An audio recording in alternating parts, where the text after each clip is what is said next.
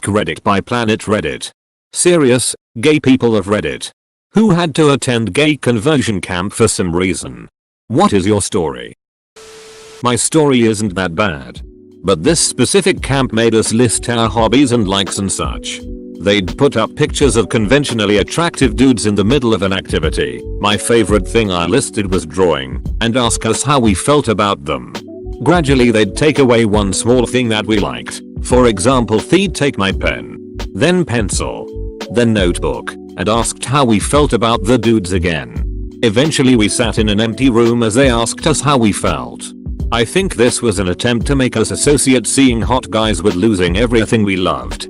But it was so horribly done that I can't imagine whoever thought of that was over the age of 10. This almost feels like it could be a parody short or something. Oh. You like guys, do ya? Oh, I'm so sure of it. The only way we could tell for sure is if we take all your hobbies out of the picture and you study our learned like dong. Then when you do they give you a pat on the back and tell you you're ready. Oh, you like guys? I'm gonna make you smoke the entire pack. Man, I don't even know anymore. Went through a year and change of conversion therapy because my parents are just homophobic as can be. Conservative Christianity accepted blindly with little critical thought will do that, I suppose. I don't blame them too much. They only got it from their parents to begin with. Sessions ranged from horrible to meh. Not awful based on who I was seeing at the time. Cause I was passed around between a few therapists whenever the previous one didn't cure me. Lots of dumb attempts at fixing me by creating silly associations. Similar to some other commenters. I remember specifically there was strong attempt to try and connect gay thoughts to jail time in my head. That messed with me for a little. This all happened as I was turning 14 and continued till 18 when I could refuse to attend anymore. It sure didn't turn me straight. But it did make me somewhat homophobic too. Basically I just hate myself. Other people can do what they'd like. I don't really mind. I just never got to grow up and develop sexually. Never got to experience my teenage years without being berated. And I'm going on 12 years of depression now because of it. Bleh. I'm sorry that happened to you. I hope you find relief from your depression soon. Thank you. I'm working on it every day. I win some and lose some. But I'm in a stable position. Just trying to do the best I can now. I am so happy for you, mate. Thank you. I'm sorry that happened to you. Those places sound bad enough. But I didn't think sexual abuse was as rampant as how the stories here make them seem. I lucked out by only being sent to a counselor, it seems. Thank you for the kind words. People always say it gets better and it really does.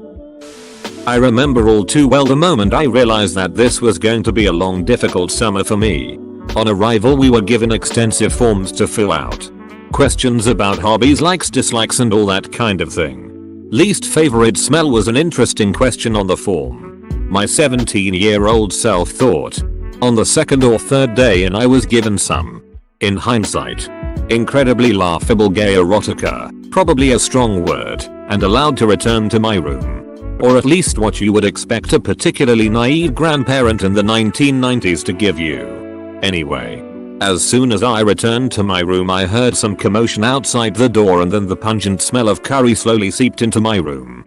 Waves of the smell came through periodically over about 3 hours. This was the smell I had listed on the form and this was their attempt at making me straight by associating attractive men with the smell of curry. Then when they ask you how you're feeling, you tell them the strangest thing happened last night. Out of nowhere. I started feeling an inexplicable love for curry. Although I used to hate it. I can finally go to that Indian restaurant Peter always wants to take me to. Honestly, I feel like that would just cause me to be aroused by the smell of curry. Her mother, my stepmonster, said there was no way in hell she'd send her child there. What a ducking shitty person. The adults like to follow me around to make sure I wasn't too friendly with the other girls. This reminded me of something that happened at a Girl Scout camp I went to. Around age 14 or so. It was an out-of-state camp and I had never been before. But it was also a tiny camp and there were a group of 4 girls who all knew each other. They all had the same interests as me and eventually I was welcomed into their friend group. 2 girls. Lisa and Anna. were especially close. Anna eventually disclosed to me that she was gay in private. And later the group of girls told me that Lisa was gay too and they were in love with each other. But Lisa's parents didn't like that she was gay. And although they couldn't stop Anna from attending the camp, they told the counselors to keep Anna and Lisa as separate as possible. Our camp unit was given special chores to keep us from being able to sit together at meals. The counselors started implementing mandatory buddy rotations. We had to travel with buddies everywhere, so Lisa and Anna couldn't be buddies. They claimed it was to prevent cliques, but really everyone in the unit got along fine except one girl. I really was pretty upset at how Lisa and Anna were being treated. I hadn't fully come to terms with being bisexual myself yet, but I knew it was very wrong. I'm not sure what happened to Lisa and Anna in life, but I hope it was positive. Edit. Well, according to Lisa's Instagram, she and Anna actually dated in 2015. Not sure if they are still together, but at least they got to be. For a bit. I became religious in my teens and came out to my parents so that they could take me to a Christian counselor, in hopes that I could become straight or at least asexual. The Bible suggested this was possible in 1 Corinthians 6, 9-11, biblegateway.com link +6 and version equals ESV. I was part of an online community of other gay people trying to convert, and some of the people in that community claimed to have successfully converted. I had also contacted Pastor Stephen Bennett, who claimed to have converted. So it seemed possible to me based on all these things, as wildly unlikely as it seemed. My parents thought it was fine that I was gay, my mom more so than my dad, and didn't want to take me to a Christian counselor. But I was adamant. By the time they caved and finally took me, I wasn't Christian anymore.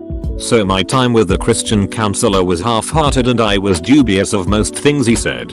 His process was based on the idea that I was gay because my relationship with my dad was inadequate and because I hadn't been affirmed in my masculinity when I was younger. He wanted me to do more manly things and get closer to my dad. My relationship with my dad was fine and I didn't have any interest in sports. So I didn't follow his advice. The counselor asked me what I liked about men. I said I wanted to be held. He said, "Well, why don't you find an athletic, assertive girl? A well-muscled one. That will do the trick." I was skeptical then, and it is laughable now how little he understood what gay people want. That passage, "Such were some of you," is about being with prostitutes if you read it in context, specifically temple prostitutes. Corinth was home to several Greek temples, including a temple of Aphrodite. I am so sorry someone convinced you it meant you could be cured of the gay. It makes me so angry that people take passages out of context to pursue their own agendas. Went to a Catholic summer camp for that exact reason when I was 17. I remember being acquainted with a yardstick if I was mildly disobedient, ignoring nuns and teachers and camp counselors. I remember I was also not allowed to eat if I didn't read verses from the Bible out loud. I tried my best to muddle through all the stuff, but anxiety was getting me halfway through the 2-week, making me appear more problematic than usual. So they set me in a tent instead of a cabin for a week where it rained 5 days in a row. I also remember them calling my parents repeatedly to tell them how abhorrent I behaved, which obviously led to more trouble. However, one clergyman I remember for being a good man. He would go out of his way daily during the 2 weeks to make sure I was actually okay. What camp was this? This sounds illegal AF and should be reported pronto. Physical abuse, withholding food and forcing people to sleep outside is extremely inhumane. Seriously report this to the authorities. If not few, for all the others that are there are maybe sent there. I appreciate the concern, but I have no idea if this camp exists. It was located outside of America. Philippines to be exact. Hell of a way to spend time visiting your family during summer break though. Didn't go to camp, but I was put in Church of Christ conversation therapy by my parents. Basically was just told I had a mental disorder for an hour a week for like 6 months. Also told that as I grew up I would grow out of it, and that all I had to do was pray and trust God. A different kid at the same church as me came out and was completely rejected. Total disfellowship. After that I lost my respect for that congregation. I still respect real Christians, but those are very rare in churches these days. So how conservative was your cock congregation? 1 cuppers? Head covering? I went for 1. I was molested by the camp leader. Makes sense. What better place to find insecure be curious kids than in a conversion camp? Stuart. How'd you like to be a camp counselor this summer? Oh. I'm not big on camp anymore. Pastor. It's a conversion camp for homo kids. Doing. I could do that. Yes it. God's work. My mother's sibling just came out as transgender after 35 plus years of repression and she's doing great.